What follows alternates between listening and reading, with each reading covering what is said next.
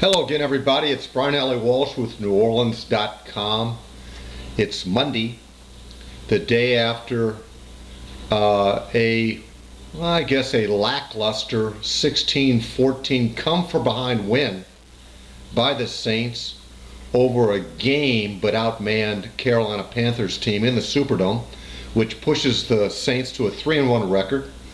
Tied atop the NFC South with Atlanta. Of course, Atlanta would own a tiebreaker at this point because of its earlier win in overtime a week earlier.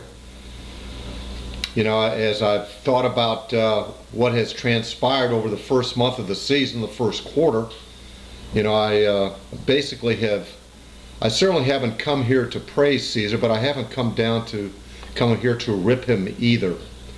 You know, you can look at all the statistics that you want to as to why this team is 3-1 and maybe not 4-0 or 1-3 or 2-2.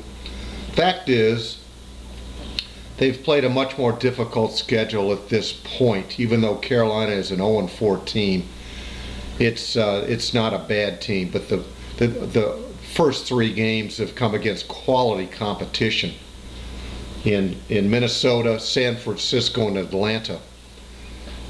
San Francisco also has not fared well, and they're winless, but that's a good club that got up for the Saints.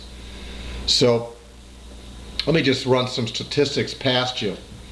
And I know statistics are for losers, and this franchise is certainly not a losing franchise, but last year, through the first 4 games, the Saints totaled 144 points.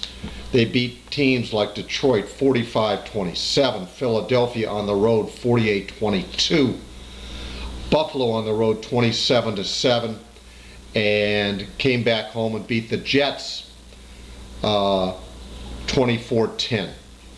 Through 4 games last year, they had forced 13 turnovers, 10 interceptions, 5 of which were by Darren Sharper. 2 of those 5 he had returned for touchdowns through 4 games. As you know, Darren Sharper has been on the PUP for the first 4 weeks of the season. He still has 2 more games to go. The earliest he can come off would be following the Tampa Bay game in a couple weeks. And believe me, he's itching to get back out there. Conversely, the Saints have scored 79 points, with no more points than the 25 against San Francisco in Game 2, a win. They have forced 7 turnovers, the last 3 of which have come on special teams. 2 fumble recoveries by Courtney Roby and 1 by Jason Kyle, the snapper. So it kind of just puts in perspective for you what has happened. Believe me, the turnovers result in points and also good field position for the offense, and that has just not occurred yet. From an injury standpoint, Sean Payton brought us up to date today out at Saints camp. Two serious, potentially serious injuries worth noting. The major one involves safety Chris Reese. He has a banged up shoulder, dislocated possibly.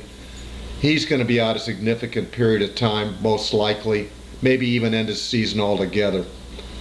Pearson Prelo, good news on his front.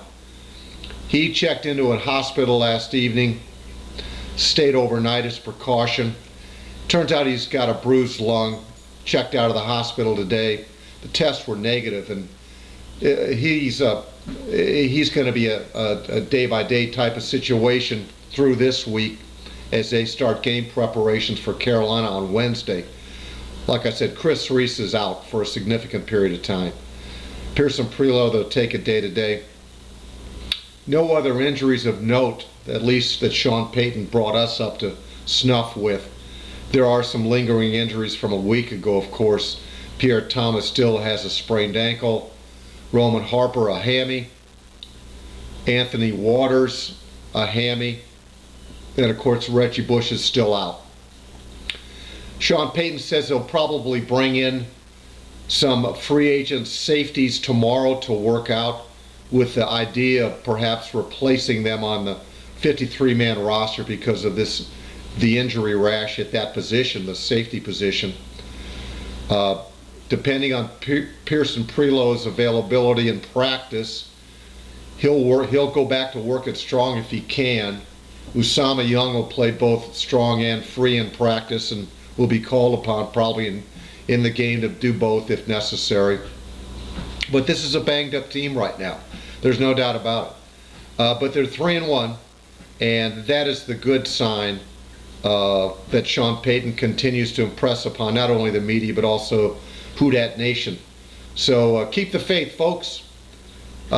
First quarter's down, 3 up, 1 down. Pretty good showing from a wins and losses result. Again, this is Brian Allee-Walsh with NewOrleans.com. Stay glued for updates through the rest of the evening and into tomorrow. And we'll see you next time. Aloha, everybody.